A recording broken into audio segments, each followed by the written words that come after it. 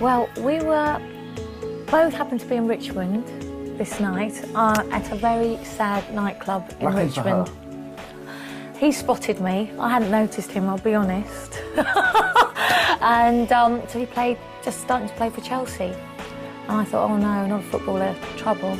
And it happened from there really, but it took sort of 6 months for me to come round. Jason used to sit outside my house and wait for me till I came back from work. He'd have the paper and a bacon sarnie and sit outside. My friend would ring and say, he's out there again, he's outside the door. So I took my time. Didn't I, 6 months, would you say? Yes, he was a stalker. But yeah, but he won me round. He had a great sense of humour and we used to laugh a lot. Just tackle Dad. Tackle Dad. I wasn't sure. Footballer, Mum was a bit worried. What are we with a nice doctor or lawyer or someone?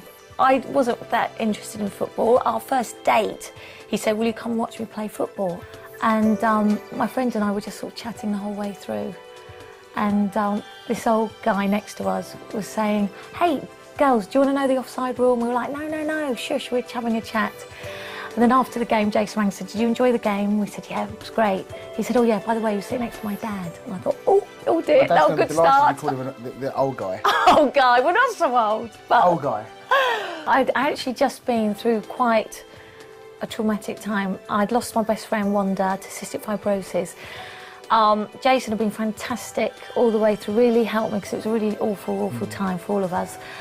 And I just had a friend round, having a cup of tea in front of the telly, and Jason came in and basically what happened, all on the back of Lizzie's best friend Wanda dying, and she'd been through a long illness and a long time, and we'd already had our first at that stage, Josh, and we'd been living together for about 18 months, and Josh was about a year old, so we were a bit like, it was about 18 months, about the same sort of time, and it kind of made sense because of it makes you think about things, doesn't it, when certainly someone so young and so ill and so brave had passed on, and you just kind of, and it just made sense for Josh, for Liz and for myself, just to kind of, make the whole family thing happen.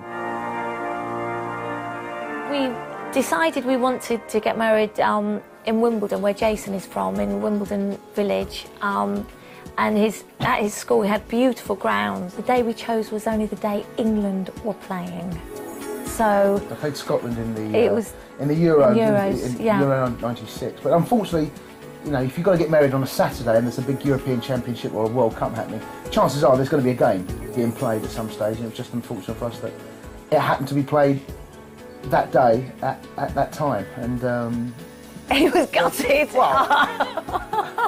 Oh, 4 days to book. I had one eye on the wedding and one eye. Yes. Well, my dress I was so excited about because I was looking through one of the fashion magazines and saw this beautiful Ralph Lauren dress. But unfortunately, when I went to try and find it, they'd all sold out. I couldn't get one anywhere. And luckily for me, my dearest mother-in-law is a dressmaker. And she said, Lizzie, leave it with me, I can make the dress. But unfortunately, sort of, Jason changed all that. I arrived at the church and looked down the aisle and I thought, my God, I'm marrying Liberace. Seriously. It was all frills, this loud blue, gold flowers and white. My mum thought you'd upstage me slightly. Oh, did she? Yes. Tell me that. Oh, my word. Quite soon after we got married, Jason was diagnosed with testicular cancer, which was obviously a huge, huge shock. I mean, he was only 27, peak of his career, playing so well at Ipswich Town at the time. When he first had to have his testicle removed, poor thing, in the hospital, the nurse was a huge Ipswich fan, was pottering about. I could see her, and then she started, Jason's in terrible pain. She came in, she went, oh, listen, I've got to go in a minute. I couldn't get a signed ball. And Jason just answered back, you've already taken one, you're not having another. And I've got to say, our sense of humour, once again, that I loved about him when I first met him, I just shone through and got us through. I think you've got to have a sense of humour, no matter what, and it gets you through the highs and the lows. And I think if you can laugh at your lowest, make something bad, make something funny out of it, you can win through.